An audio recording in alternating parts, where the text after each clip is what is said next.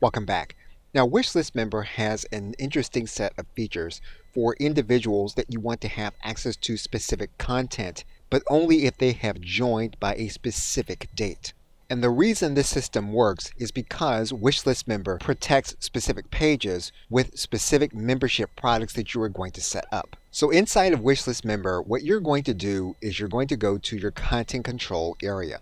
And you want to make sure that the content scheduler is enabled, the content archiver is enabled, and the content manager is enabled. Now, when we're talking about a page with specific content that's for our membership, what we can do inside of Wishlist Member is to go to the archiver area. And you'll notice here that there are going to be specific products that we can have a specific archive date for. And in this case, what we can do is we can set a specific date that a product will be archived, and only the individuals that have access to this particular part of the product prior to the archive date will retain access. You're then going to click Update. Individual will not be able to add this specific product to their inventory because it will technically be archived after a specific date. Individuals that have access prior to this date will have access to this particular page or content. Now, this is slightly different than a drip feature, which is common amongst membership platforms. Okay, so with that, thanks, and I will see you in another video.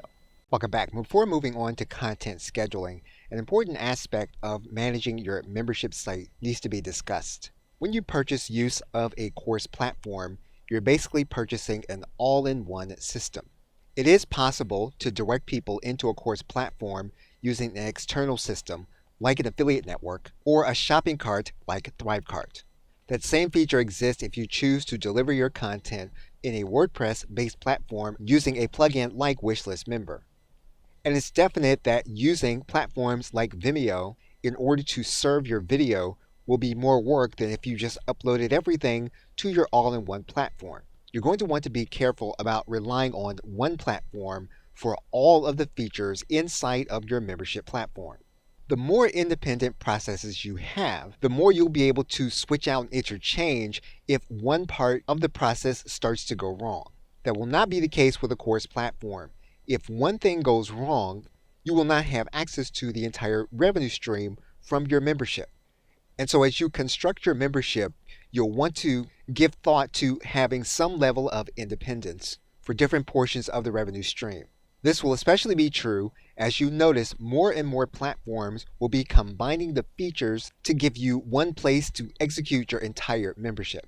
You want to think about this as you make choices and decisions as to which platform you are going to use or which combination of platforms you are going to use. Okay, so with that, thanks, and I will see you in another video. Welcome back. Now, it's possible that instead of having some content to appear to some members, depending on their join date, you may want to have content appear to members on a specific schedule. And in all membership platforms, there is a specific way in which you are going to do that. Now, if you're going to do this in Wishlist Member, what you're going to do again is to make sure that your scheduler, archiver, and manager are turned on. And then within a specific page that's protected by a specific product, what you're going to do is to go to your scheduling area. What you can do is to make it so that certain products appear after a specific period of days and show for a specific period of days. However, in this case, we're going to be looking at a specific page. And so we're going to go to the Pages area, and we're going to choose a specific page. We're then going to set a content schedule for that specific page. We're going to make it so that this page within a specific product that we are going to name is only going to show after a specific period of days. So for example, we may only want this page to show up after the first month, and we're going to want it to show for the rest of the membership, which in this case, we're going to leave this area blank. We have just basically set a content schedule for a specific page within a specific product. We're then going to click Set Content Schedule.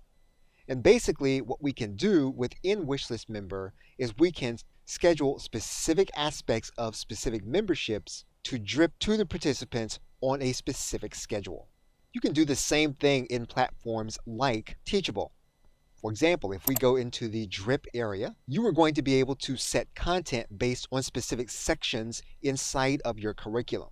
So for the sake of this exercise, we're going to create 2 additional sections of this individual membership product. What we can then do is within the drip area is we can set a schedule for each individual section. And we can send out a specific email announcement when each section goes out. So what we've now done is we've set a schedule for each section, and each student that comes through this particular membership will get the content in each section according to the schedule that we set. This is also called drip content within memberships. If you're going to use a platform like ThriveCart Learn, you can drip content. And what you can do is you can set a schedule for specific content. So we can determine that we are going to drip out specific lessons on specific dates. And so we're going to make sure that we specify when the lesson is going to be given to the individuals according to our schedule.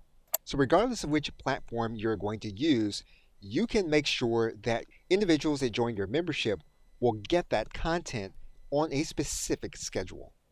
Okay, so with that, thanks, and I will see you in another video. Welcome back. Now, depending on which platform you choose to use in order to deliver your membership content, what you're going to notice is that some memberships are bundles of individual products that you already have. As the case, your customer may or may not have a search feature inside of their course area. You're now looking at ThriveCart Learn, and you'll notice here that the customer won't necessarily have a search feature to find specific courses on their course platform. However, this particular course platform actually does have a search feature for the individual products. And each of these individual products can be one product within a bundle that is your membership. One of the things you can do within specific courses is you can tag each course with specific categories. For example, we've chosen a specific category for this particular course. And what we can do is we can use those tags or categories for specific courses that are going to be related. In this case, that's what we're going to do. When you're able to tag specific courses within your membership, what you're basically doing is giving the user the opportunity to find categorizations that you may make for them. And so in this particular case, what we can do is we can categorize and we can find specific products with specific tags. What this allows you to do is to provide the user a specific experience by directing them to specific courses within your membership for specific purposes. Now again, all of this depends on how your content delivery platform is organized and whether or not there is a search feature within that platform for the customer. One thing you can do is when you have limited features, you can still add in specific tags and descriptors. However, you may need to designate them with a hashtag. In some cases, this may give your customer a workaround depending on how easy it will be to search for the description. Okay, so with that, thanks, and I will see you in another video. In conclusion, now in this course, we've seen various ways for you to be able to construct a membership. Obviously, you can use a platform like Teachable, where you have everything, including the paging, including the protection, including the content delivery, as well as a shopping cart. However, if any one of these processes do not work for some reason, you'll lose access to all of them. So if you wanted to use Teachable for part of the process, there are other elements that you can construct your membership with elsewhere, whether you choose to use a course platform like Teachable at all. You will need to create a payment link that is a recurring payment. You can do that on a site like ThriveCart, or you can do it by using the shopping cart inside of an affiliate network. Regardless of which shopping cart system you use, you are going to want to make sure that 2 things happen when your customer makes their purchase. You want to make sure that there is an integration with your autoresponder so that upon purchase, the individual is added to your email marketing list. You also want to make sure there's automated integration with your membership platform so that when an individual stops paying, they will then be locked out of your content. And if there is no direct integration, you may need to create a custom integration using either webhooks or a combination of webhooks and third-party cloud-based connector Zapier. Once the user has a login and password and is part of your membership, you may want to deliver your content on a schedule or in an archived fashion. And finally, you may want to provide your user categorization if you have multiple products within your membership so that you can direct them to specific resources for specific purposes. Okay, so with that, thanks, and I'll see you either in another video or in another course.